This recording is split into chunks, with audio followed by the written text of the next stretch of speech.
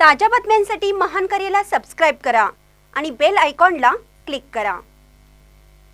गणेश तलाव ते सराफकट्टा दरम्यान रस्त्याचे निकृष्ट दर्जाचे काम आणि भ्रष्टाचार झाल्याचा वंचित बहुजन आघाडीचा आरोप। मिरज येथील गणेश तलाव ते सराफकट्टा हा हॉटमिक्स रस्त्याचे काम करण्यासाठी महापालिकेने ठेका पद्धतीने निविदा काढून ठेकेदार नेमला होता। सदर ठेक्यामध्ये खाली नमूद केल्याप्रमाणे काम करण्याचे निश्चित केलं होतं, पण त्या पद्धतीने काम झालं नाही। हे काम निकृष्ट दर्जाचं होऊन त्या कामामध्ये भ्रष्टाचार झाल्याचा आरोप वंचित बहुजन आघाडीने पत्रकार परिषदेत केला।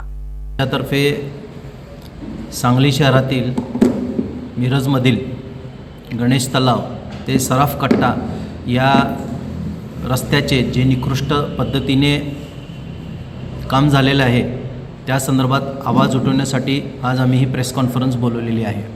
या रस्त्याचं 5 टप्प्यामध्ये काम होणं अपेक्षित होतं, ज्याच्यामध्ये रस्त्याची खुदाई होणं,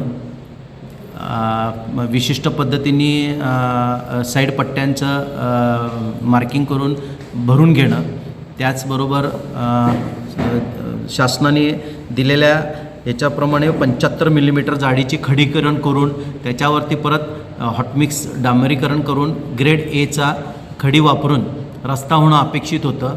त्याचबरोबर या रस्त्याला लागणाऱ्या ज्या साईड पट्ट्या आहेत त्याच्यामध्ये त्या साईड रिफ्लेक्टर, ज्याला रिफ्लेक्टर म्हणतो आपण, ते रिफ्लेक्टर बसवणं अपेक्षित होतं। तसंच त्याच्यासाठी लागणारे काचेचे जे परत रिफ्लेक्टर असतात ते बसवणं अपेक्षित होतं।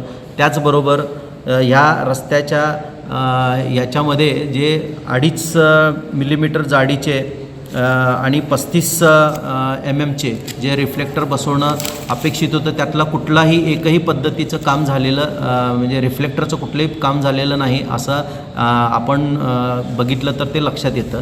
त्याचबरोबर शासनाने नमूद केलेल्या याच्याप्रमाणे तिथं बोर्ड लावणं, ज्या बोर्डावरती ठेकेदाराचं नाव, शासनाने नेमलेल्या इंजिनियरचं नाव, कामाचं स्वरूप, कामाला येणाऱ्या रकमेचं स्वरूप आणि कशा पद्धतीने काम केलं पाहिजे याच्यासाठी जे होणं आवश्यक होतं असं कुठलंही काम झालेलं दिसत नाही।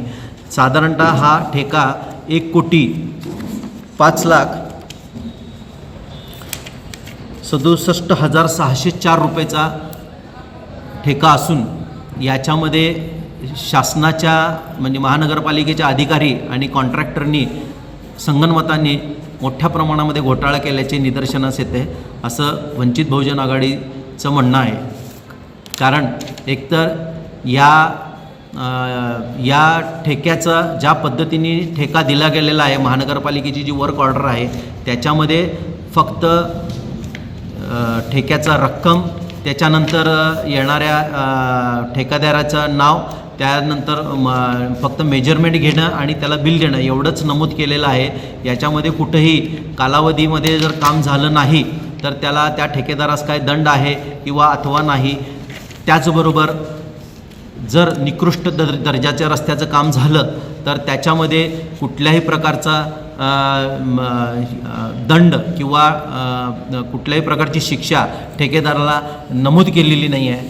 त्यामुळं सदरचा जो ठेका वर्क ऑर्डर महानगरपालिकेने ठेकेदाराला दिलेली आहे ती महानगरपालिकेचे अधिकारी आणि ठेकेदाराच्या संगनमताने फक्त आणि फक्त ठेकेदाराच्या फायद्यासाठी दिलेली आहे असं आमचं म्हणणं आहे। म्हणून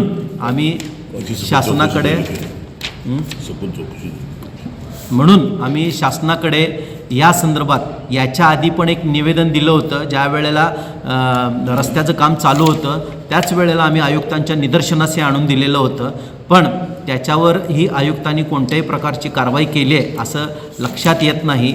म्हणून आम्ही वंचित बहुजन आघाडी सांगली यांच्यातर्फे अशी मागणी करत आहोत की सदरच्या रस्त्याची संपूर्ण चौकशी होऊन त्याच्यामध्ये जे ठेकेदाराला बिलं द्यायची आहेत ती त्वरित थांबवली पाहिजेत आणि त्याचबरोबर सदरच्या रस्त्याचं कायदेशीररित्या योग्य त्या लॅबोरेटरीकडनं त्याचं इव्हॅल्युएशन केलं पाहिजे। त्याचबरोबर या रस्त्याला लागणारा जो काय निधी आहे तो निधी तुरंत त्याच्यावर स्थगितीत येऊन याची संपूर्ण चौकशी झाली पाहिजे आणि महानगरपालिकेचे जे इंजिनियर याच्यामध्ये नेमलेले आहेत त्यांच्यावर त्वरित कारवाई होऊन त्यांना निलंबित करण्याचे आम्ही मागणी करत आहोत.